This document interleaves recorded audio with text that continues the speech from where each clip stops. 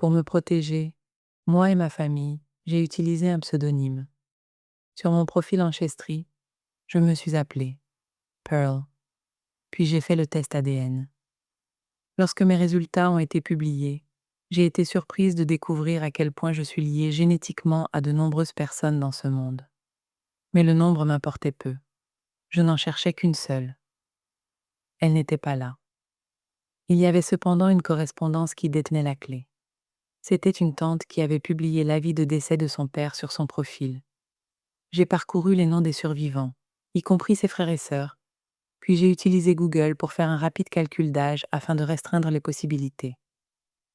Ensuite, j'ai regardé les photos de tous ces enfants grandissant au fil des ans. Pour la première fois de ma vie, je regardais une inconnue, et je me voyais moi-même. J'avais trouvé ma mère biologique. Elle s'appelait Rose. Grâce à Google, j'ai appris qu'elle était administratrice d'hôpital à Louisville, dans le Kentucky. Elle s'était mariée 2 fois et avait divorcé 2 fois, et n'avait pas d'autres enfants. Et elle était magnifique. Son sourire était radieux sur chaque photo alignée de la plus petite à la plus grande avec ses frères et sœurs, lors de vacances familiales dans les années 1960. Sur un portrait avec les mêmes cheveux volumineux et permanentés que j'avais dans les années 80. Au Kentucky Derby dans sa robe à fleurs et son chapeau à large bord couvert de roses. Et avec son badge et sa blouse de laboratoire sur le site web de l'hôpital. J'étais si fière d'elle. Mais parce que je l'avais trouvée via le profil de sa sœur, et non le sien, ce n'était pas une invitation à la contacter directement. Alors, je ne l'ai pas fait. Peu de temps après, j'ai reçu un message sur Ancestry de l'une des cousines de Rose. Cette femme était passionnée de recherche généalogique. Alors imaginez sa surprise quand quelqu'un qu'elle ne connaissait pas, avec un nom qu'elle ne pouvait retracer, est soudainement apparu comme une proche parente. Elle m'a demandé qui j'étais. J'ai répondu en racontant mon histoire. Que j'étais née en 1972 dans une petite ville du sud-ouest du Minnesota, d'une jeune femme de 18 ans venue de la côte Est, pour passer sa grossesse et m'accoucher. Ensuite, j'avais été emmenée au-delà des frontières de l'État et adoptée à Sioux Falls, dans le Dakota du Sud. J'ai dit à cette femme, Susan, que si cela correspondait à l'histoire de l'un de ses cousins ou cousines, elle pouvait faire de cette information ce qui lui semblait le mieux. Elle a fait le lien. Heureusement, son éthique correspondait à la mienne.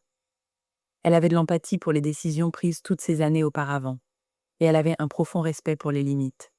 Ensemble, nous avons décidé qu'elle ne dirait pas à Rose que nous étions en contact, à moins que Rose ne lui en donne une occasion évidente. Quelques mois plus tard, Rose est allée rendre visite à Susan en Pennsylvanie. La mère de Susan était décédée récemment, et elle et Rose avaient été proches. Rose a interrogé Susan sur Ancestry, disant qu'elle avait toujours voulu faire un test ADN, mais qu'elle avait trop peur. Pour Susan, c'était un signe, et elle était préparée. Au moment où Rose partait, Susan lui a remis un petit cadeau emballé.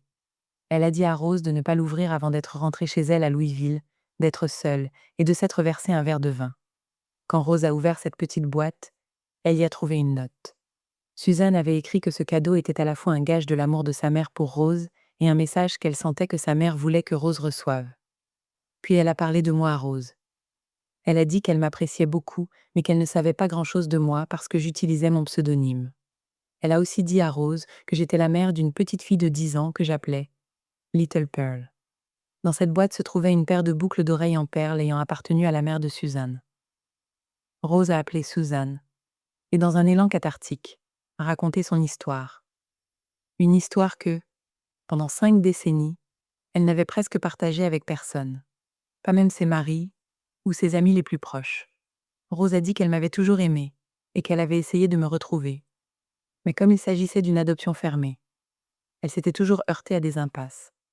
Puis elle avait perdu courage. Elle a dit à Suzanne qu'elle avait encore la couverture de bébé dans laquelle j'avais été enveloppée après ma naissance, et que sa mère avait convaincu les travailleurs sociaux, contre le protocole, de laisser Rose me tenir. Ce qu'elle avait fait dans cette petite chambre d'hôpital pendant 3 heures, jusqu'à ce qu'il soit temps de me laisser partir. Après avoir digéré cela, j'ai contacté Rose par email. J'ai commencé par me présenter sous mon vrai nom, Marit. Marie signifie perle. Pour Rose, j'avais toujours été la perle de grand prix. Son trésor rare et chéri qu'elle n'avait pas seulement sacrifié, mais pour lequel elle avait tant sacrifié. J'ai dit à Rose que je n'étais pas encore prête à parler au téléphone. Je voulais que nous ayons tout le temps nécessaire pour réfléchir, ressentir et prendre soin de nos cœurs. J'ai suggéré que nous répondions aux 36 questions qui mènent à l'amour, parues dans cette chronique, car ces questions ne sont pas réservées aux amoureux. Elle a accepté, et nous avons commencé notre correspondance. Nous prenions ces questions 3 par 3, et nous prenions notre temps. C'était parfait.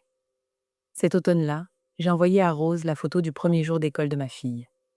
Elle n'a pas répondu. Son travail était important, et elle était occupée. Il y avait eu des moments où elle avait mis quelques jours à me répondre, alors je ne me suis pas inquiétée. Mais des semaines ont passé. Quand elle a fini par répondre, elle s'est excusée. Elle a dit qu'elle ne s'était pas sentie bien, et qu'en fait, on lui avait diagnostiqué un cancer du pancréas de stade 4. Je l'ai appelée immédiatement.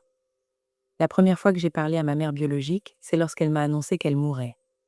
À notre manière, j'ai été avec elle à travers tout cela. Je lui écrivais chaque jour, et elle me répondait jusqu'à ce qu'elle ne le puisse plus. Et elle s'est affaiblie. Le 1er mai, j'ai reçu un appel de sa sœur. Elle m'a dit que si je voulais rencontrer Rose, le moment était venu. J'avais proposé plusieurs fois, mais Rose avait voulu être rétablie avant que nous nous rencontrions. Désormais, être rétablie n'était plus une option. Je savais que le choix m'appartenait. Le lendemain, alors que je m'enregistrais à l'aéroport, sa sœur a rappelé. Elle a dit « Rose ne passera pas la nuit » et elle a demandé si je voulais toujours faire le voyage. « Dites-lui que j'arrive », ai-je dit. Elle m'attendra. Je suis allée directement à l'hôpital depuis l'aéroport et je suis arrivée un peu après minuit. Sa sœur et son compagnon étaient là, dans sa chambre sombre, et je l'ai vue dans le lit, s'effaçant presque sous les sentinelles électroniques bipantes. Les fines lignes de moniteurs vertes, bleues, rouges et jaunes formaient ensemble une lumière dorée et blanche, douce et chaude, comme celle d'une bougie.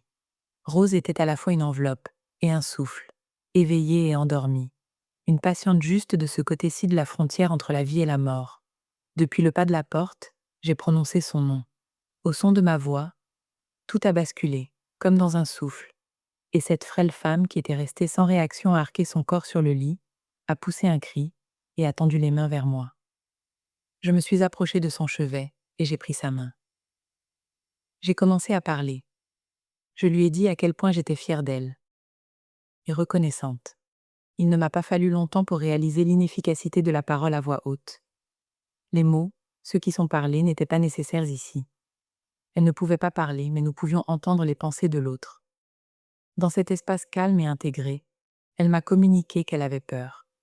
Silencieusement, j'ai partagé avec elle ce que je sais de la mort. Je lui ai dit qu'elle était en sécurité et que tout allait bien se passer.